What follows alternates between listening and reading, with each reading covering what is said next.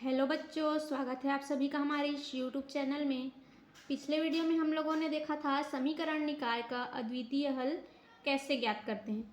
आज हम लोग देखेंगे क्लास 10th का चैप्टर नंबर 3 एक चर का द्विघात समीकरण। इसमें हम लोग देखेंगे आज प्रश्नावली 1। इसका पहला क्वेश्चन है, निम्नलिखित में से वर्ग समीकरण चुनिए। जो यहाँ पे समीकरण दिया है इसमें हमें वर्ग समीकरण की पहचान करना है, कौन सा वर्ग समीकरण होगा और कौन सा नहीं। तो इसको जानने के लिए वीडियो के एंड तक बने रहें। हम लोग सबसे पहले यह देखेंगे कि वर्ग समीकरण का मानक रूप क्या होता है।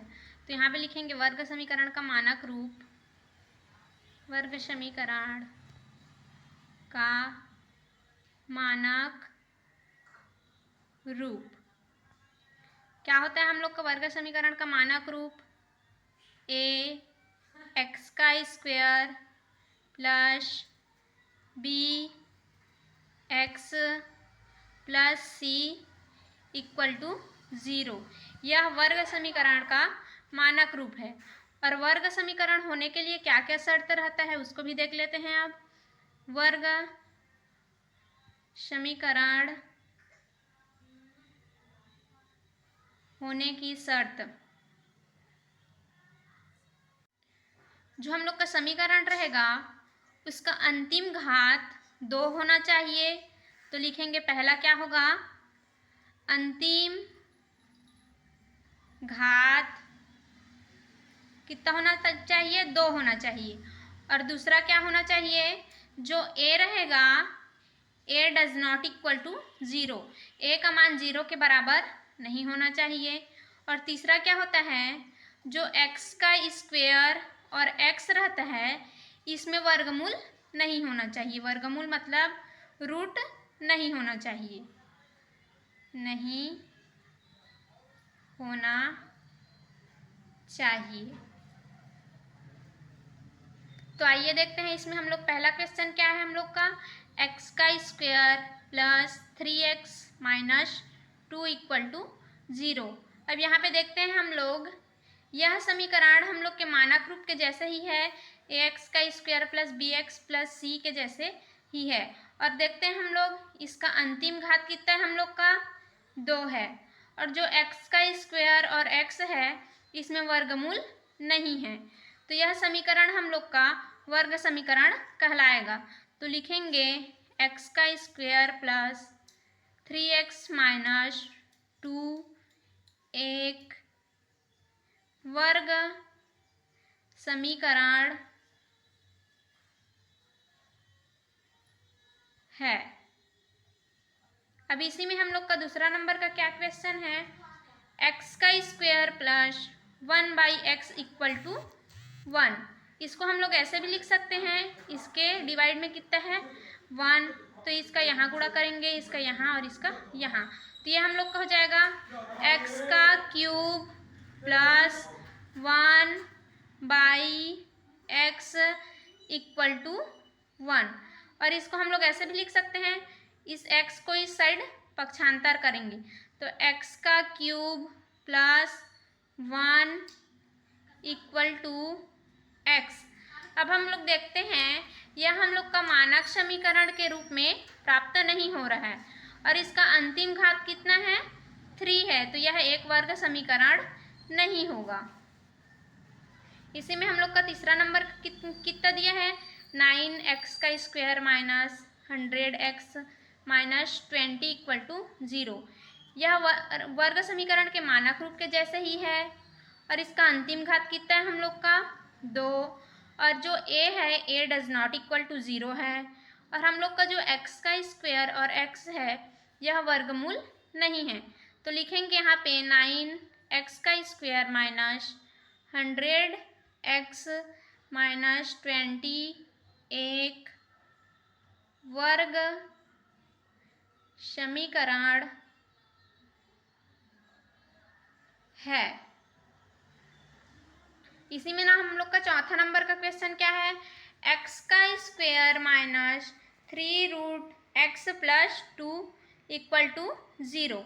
अब हम लोग देखते हैं यह हम लोग के मानक रूप के जैसे नहीं है और हम लोग का अंतिम घात तो 2 है, लेकिन हम लोग का जो x है इसमें वर्गमूल लगा है, इस कारण यह वर्ग समीकरण नहीं होगा। तो लिखेंगे x का square minus 3√x plus 2 equal to 0 एक वर्ग समीकरण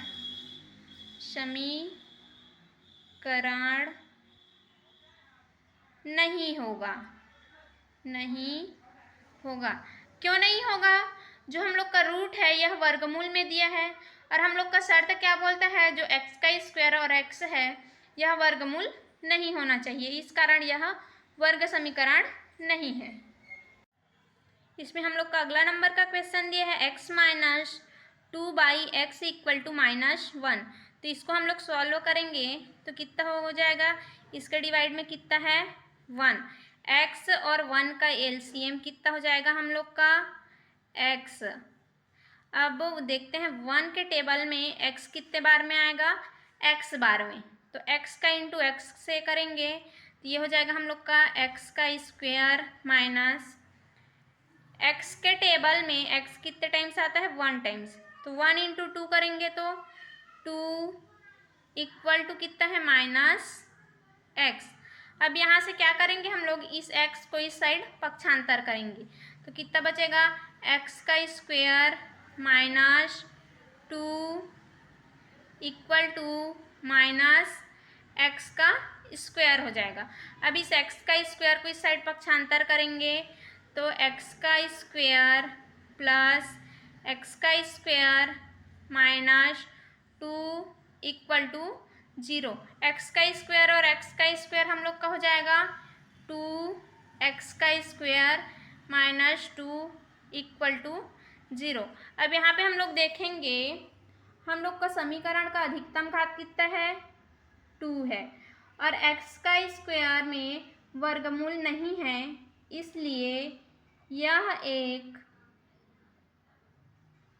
वर्ग समीकरण होगा।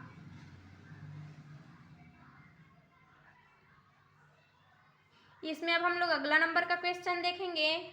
क्या दिया है, √5x का square minus 3x plus 1/2 equal to 0। अब हम लोग देखते हैं यह वर्ग समीकरण के मानक रूप के जैसे ही है, और हम लोग का अंतिम घात कितना है 2 है, और a का मान डज नॉट इक्वल टू 0 है, और जो x का स्क्वायर और x है इसमें वर्गमूल नहीं है। a में वर्गमूल है लेकिन x का स्क्वायर और x में वर्गमूल नहीं है, इस कारण √5x का square minus 3x plus 1/2 equal to 0 एक वर्ग समीकरण